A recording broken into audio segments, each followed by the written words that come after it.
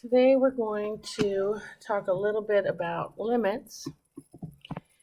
And it says, motion and change are the very essence of life. Moving air brushes against our faces. Rain falls on our heads. Birds fly past us. Plants spring from the earth, grow, and then die. And rocks thrown upward reach a maximum height before falling to the ground.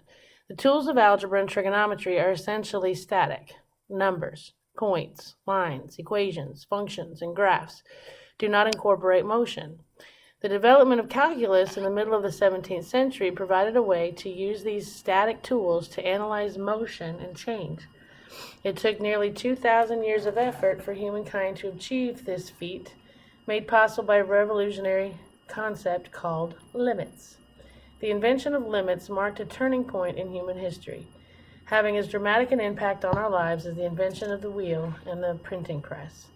In this section, we introduce this bold and dramatic style of thinking about mathematics. Okay? All right. So, an introduction to limits. Suppose that you and a friend are walking along the graph of the function f of x equals x squared minus 4 over x minus 2. They've graphed that, and it looks like a line with a hole at 2 because, of course, Mr. Denominator can never equal 0. So Mr. Denominator, x, can never equal 2. When it does, you get this hole in the graph. Because remember, if I factor the top, x plus 2, x minus 2, the x minus 2, it cancels, so there's a hole there instead of a full-blown asymptote. Okay, but anyway, it says, illustrates that you're walking uphill and your friend is walking downhill. Because 2 is not in the domain of the function, there's a hole in the graph at x equals 2. Warning signs along the graph might be appropriate. Caution, f of 2 is undefined. If you or your friend reach 2, you will fall through the hole and splatter onto the x-axis. So obviously there's a problem at x equals 2, but what happens along the graph of that function as you and your friend walk very, very close to x equals 2? What function value f of x will each of you approach? You can't ever reach it because once you get there you're going to fall through the hole, but what are you going to get really, really close to?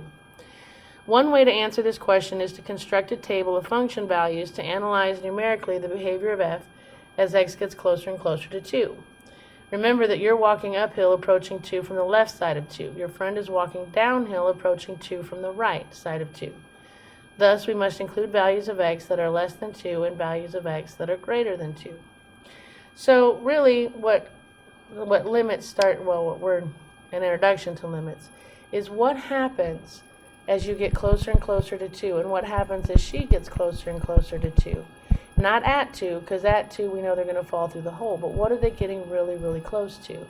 Well, you can see from the graph that they're both getting really, really close to y equals 4.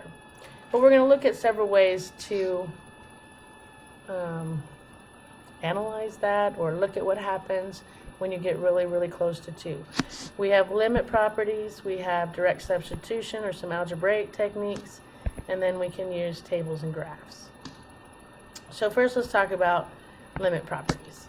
It says limit notation in its description. Suppose that f is a function defined on some open interval containing the number a.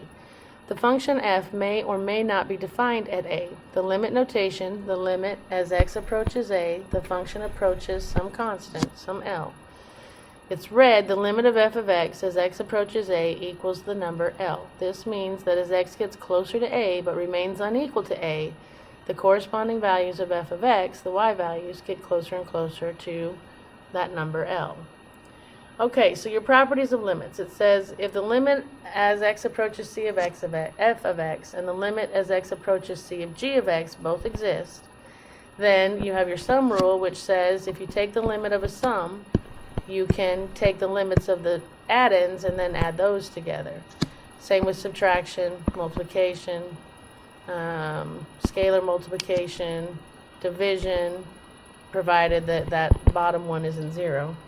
Your power rule, you can pull the power outside. The root rule, if you're taking the root of some function, for n greater than or equal to 2 is a positive integer, provided that those are real numbers. So you can't have negatives under there and all that stuff. All right, so it says we're going to learn in example 10 that the limit as x approaches 0 of sine x over x equals 1. It says use this fact along with the limit properties to find the following limits. So this says the limit as x approaches 0. Well, they must be telling me this for some reason, so I probably need to get it to look like that. Well, I can split this apart and say that that's the limit as x approaches 0 of x over x plus sine x over x. Well, that would be, because of my sum rule, the limit as x approaches 0 of x over x plus the limit as x approaches 0 of sine x over x. X divided by itself is 1. So the limit as x approaches 0 of 1. And then this is going to be limit of x approaches 0 of sine x over x. Okay, first rule you need to know is that when you take the limit of a constant, it's just a constant. So the limit as x approaches 0 of 1 is that constant 1. And we know from up here that we are going to trust for right now. We'll understand why later, but for right now we're just going to trust that when you take the limit as x approaches 0 of sine x over x, that's 1. So my limit is 1 plus 1, or 2. The limit as x approaches 0 of x plus sine x over x equals 2. And we could look at the graph and the table, which we will do later. Alright, so let's try this one. Well, I notice a big old Pythagorean theorem up here. 1 minus cosine squared is sine squared. And then I can write that as the limit as x approaches 0 of sine x over x times sine x over x, because that would still be sine squared over x squared. My product rule says that I can write that as the limit as x approaches 0 of sine x over x times the limit as x approaches 0 of sine x over x. This, according to this, is 1 times this is 1 again, and 1 times 1 is 1. So the limit as x approaches 0 of 1 minus cosine squared x over x squared is 1. Okay? Alright. On C, we have the limit of the square root of sine x over x. We have the quotient rule that says that's going to be the same as the limit as x approaches 0 of the square root of sine x. I'm not using this rule yet. This is the radical rule. When you take the radical of a quotient, you can take the radical of the quotient instead of them separately. Okay, so then I can say, because of the root rule, that that equals the square root of the limit as x approaches 0 of sine x over x. Well, we know that that is 1, and the square root of 1 is 1. So the limit as x approaches 0 of the square root of sine x over the square root of x equals 1. Alright, so that's one way we can use properties to help us evaluate limits. We have another way, and it's called direct substitution, or plugging in, okay, direct substitution. This only works if your functions are continuous. They have to be continuous for direct substitution to work. Okay, and we know, okay, it says recall from section 1.2 that a function is continuous at a if the limit as x approaches a of f of x equals f of a. This means that the limit at a of the function can be found by plugging in a, provided the function is continuous at a. The condition of continuity is essential when employing this strategy. For example, plugging in 0 to the last 3 examples we just tried wouldn't work because these are not continuous functions. This has a hole, or not a hole, but it's going to have an asymptote at 0, and at 0. Alright, so you're going to have these discontinuities. If I just tried direct substitution, I would have 0 plus sine 0, theta 0, over 0. Well, even if I did on top, that would be 0 plus sine of 0 is 0 over 0. I get 0 over 0. We know division by 0, not theta, division by 0 is illegal, so we can't do that. Same with here. Once I plug 0 into the bottom, I have division by 0, which is illegal. Same here. Once I plug in 0 for x, I have division by 0, which is illegal. So direct substitution only works if our function is continuous. Okay? So this one says find the limits. Alright, so I'm going to try. It says to do this by substitution. If they didn't tell me that this was going to work, I would need to look at that graph first and make sure that it is continuous. But they're telling me to do this by substitution, so I'm assuming they've already checked for continuity. So what we do then is we literally plug in 0. Well, okay, so what we're going to do is we're going to use our properties, because when I simplify this, I can say that I have the limit as x approaches 0 of e to the x minus the limit as x approaches 0 of tan x divided by the limit as x approaches 0 of cosine of x squared, because I'm using that power rule too, which says I can pull that negative outside. So now when I plug that in here, the limit as x approaches 0, I'm going to do direct substitution, is going to be e to the 0 minus tan 0 over cosine 0 squared. Well, anything to the 0 degree is 1. Tan of 0, if I'm at 0 degrees, y divided by x would be 0 divided by 1, which is 0. And if I go to 0 and I do cosine, cosine is 1, so 1 squared, and I get 1 minus 0 over 1, which is 1 divided by 1, which is 1. So the limit as x approaches 0 of e to the x minus tan x over cosine squared x equals 1. Okay, so if we do b, again, I'm going to use my properties to rewrite this, and this is going to be the limit as n approaches 16 of the square root of n divided by the limit as n approaches 16 of log base 2 of n.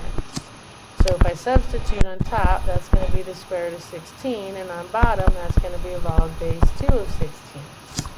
Well, on top, that's going to be 4, and on bottom, if I break 16 down, by 2 is 8, by 2 is 4, by 2 is 2, I get log base 2 of 2 to the 4th. That cancels. I get 4 over 4, which is 1.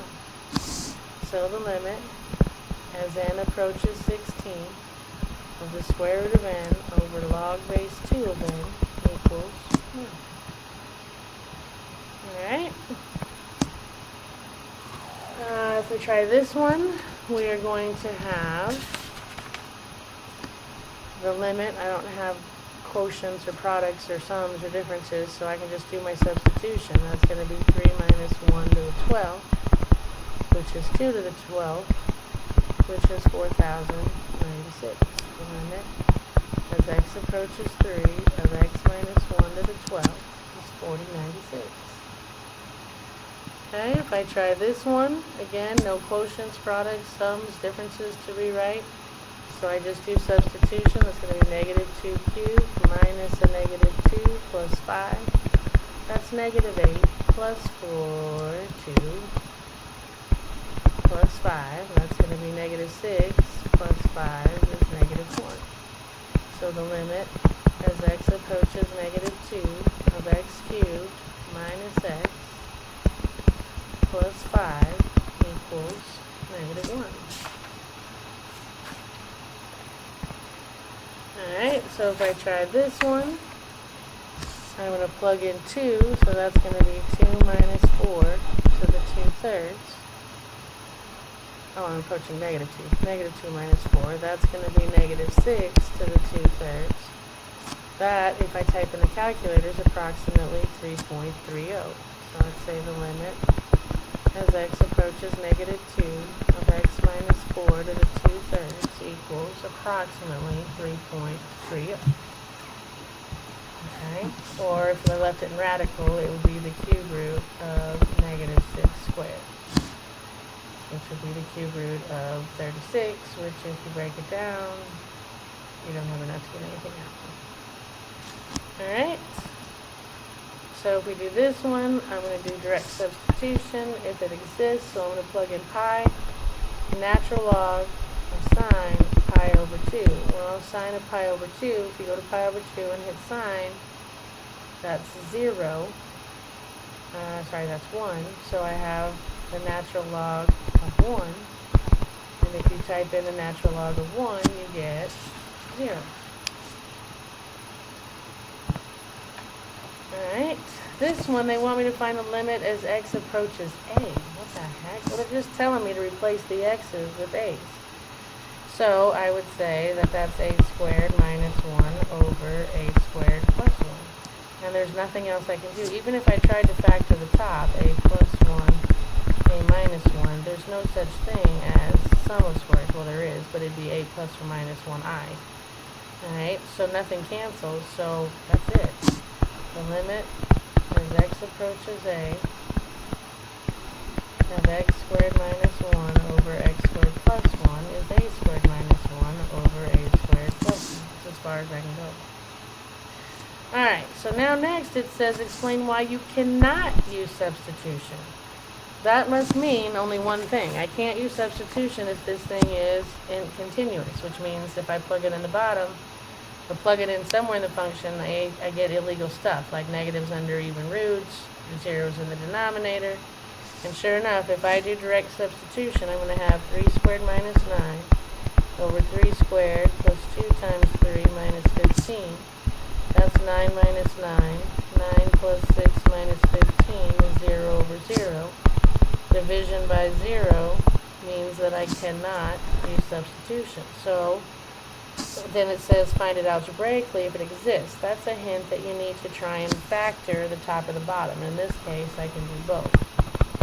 So I can factor the top into x plus 3 times x minus 3. I can factor the bottom into x plus 5 times x minus 3. The x minus 3's cancel. And now, if I do direct substitution and plug in 3, I get 3 plus 3 on top, 3 plus 5 on the bottom, which gives me 6 over 8, which gives me 3 over 4. So I would say the limit as x approaches 3 of x squared minus 9 over x squared plus 2x minus 15 equals 3/4. If you look at a graph, as you approach 3, your y value is going to get closer to 0.75. Alright, so if I do this one, again, just check the denominator. If I plug in 2 in the denominator, I get 0. Division by 0 is illegal, so I cannot use substitution. So if I try and factor the limit as x approaches 2, on top there's 4 terms, so I'm going to go 2 by 2, x cubed minus 2x squared plus x minus 2. GCF in x squared leaves x minus 2. GCF of positive 1 leaves x minus 2. GCF by x minus 2 leaves x squared plus 1 over x minus 2. Those cancel. And now the drama's gone. So I'm finding the limit as x approaches 2 of x squared plus 1. So now if I just do direct substitution, I get 2 squared plus 1, which is 5. So I say the limit as x approaches 2 of x cubed minus 2x squared plus x minus 2 over x minus 2 is 5. If we look at the graph or the table of that, it's going to get close to 5 when x gets close to 2. Alright, now we have one that's going to give us a little bit of an insight into what's coming up with. Okay, I can't use substitution because if I plug in negative 2 plus 2, I get 0 in the denominator. Division by 0 is illegal, so substitution isn't going to work. The problem is, how do I factor this? How do I get rid of those bars? Well, this is what we talk about when we talk about absolute value. If you remember the definition.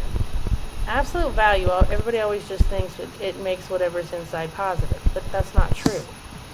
I mean, it kind of works as a definition up until now, all right? But what this really means is that that's the distance from 0, which I could go 6 units to the right, which would be positive 6, but I can also go 6 steps to the left, which would be negative 6.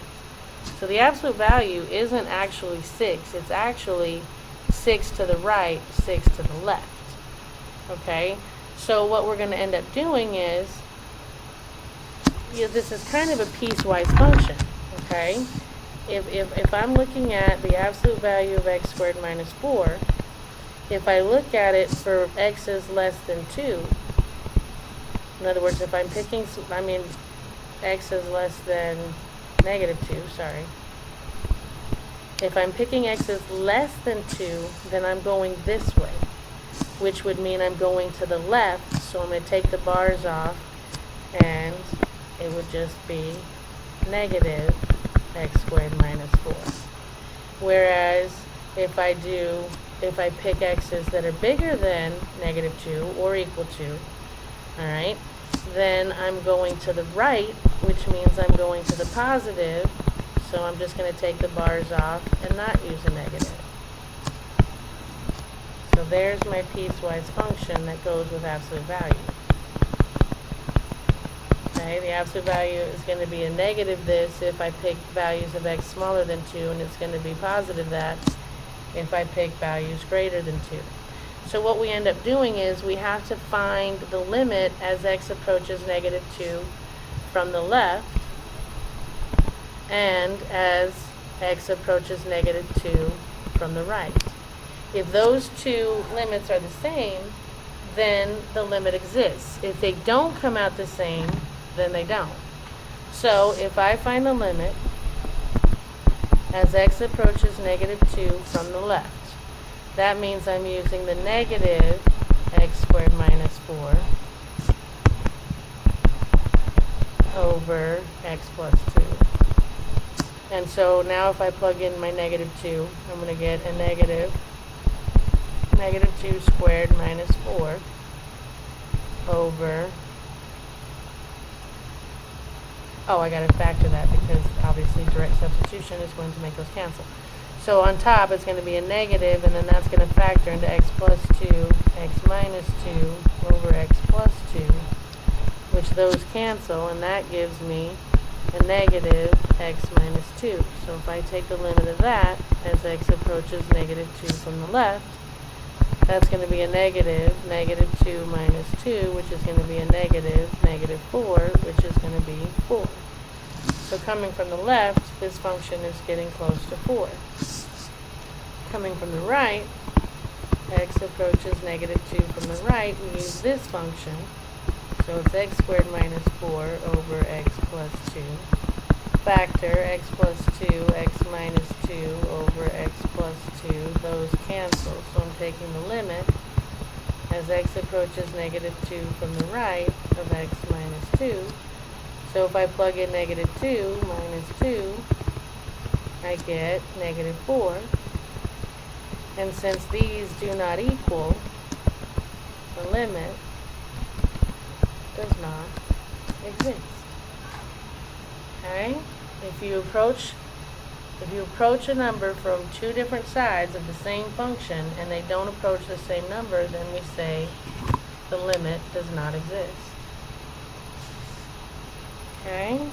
Another way a limit doesn't exist is if, I can't use substitution because if I plug in 0 on the bottom, that's division by 0, which is illegal. But there's nothing else I can do. I can't factor the top, I can't cancel an x, I can't do anything. So the limit does not exist. Alright? On the next one, we have the limit, and we're gonna again, it didn't specify to use direct substitution, so I'm gonna try it. As long as I don't get 0 on the bottom, it's probably continuous, so it'll work. If I do get 0 on the bottom, then we'd have to think of something else. So if I just plug in 0, I get 3 sine 0 minus 4 cosine 0. My zeros look like thetas because I don't want to look like O's. Over 5 sine 0 plus cosine 0. we go to the unit circle and we go to 0 degrees, the coordinates are 1, 0. So that's going to be sine of 0 is 0, minus 4 cosine of 0 is 1, 5 sine of 0 is 0, plus cosine 0 is 1. That gives me negative 4 over 1, which gives me a limit of negative 4. Okay? Alright. So if we try this one and I try direct substitution, I'm going to have the square root of 27 plus 9 over log base 3 of 27. That's going to give me the square root of 36. If I rewrite 27 with 3's, that's 3 cubed. That's 6. Those cancel. That's 3, which gives me 2. Alright.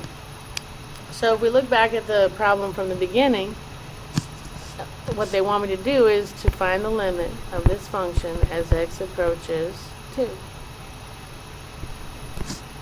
Well, if I factor the top, x plus 2, x minus 2, direct substitution isn't going to work because we'd get 0 on the bottom, right? So those would cancel, and I do limit as x approaches 2 of x plus 2, plug in 2, and I get 4, and you can see as they both get closer to 2 on the x-axis, he's coming this way, she's coming this way, they're both getting closer and closer to a height of 4. Alright, so we are done. Happy homework, and I will see you next time.